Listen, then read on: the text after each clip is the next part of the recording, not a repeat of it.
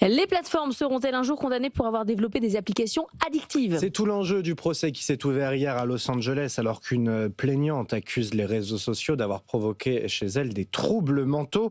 C'est la première fois qu'une affaire de ce type se tient et elle doit servir de pilote car on dénombre déjà pas moins de 3000 plaintes similaires, Margot Faudéré. C'est le début d'un procès inédit. À Los Angeles, un jury va devoir se prononcer sur cette question. Les réseaux rendent-ils volontairement les enfants dépendants ? Avec ce risque pour les plateformes, être reconnus coupables alors que les lois américaines les écartaient jusque-là de toute responsabilité sur les contenus publiés.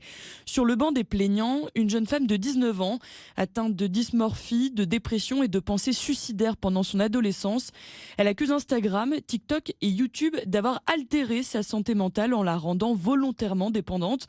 Pour sa défense, Meta tentera de démontrer que la sécurité des adolescents a toujours été privilégiée au chiffre d'affaires. YouTube brandira, lui, les mesures de protection qui ont été déployées. Ce procès pilote, qui devrait durer au moins 6 semaines, est le premier d'une longue série en Californie. Les verdicts, qui ne seront pas contraignants, devraient dans un premier temps encourager des règlements à l'amiable. En Europe aussi, des actions collectives ont été intentées par des familles contre Meta et TikTok qu'ils accusent d'avoir nui à leurs enfants. En Italie, une première audience se tiendra en février.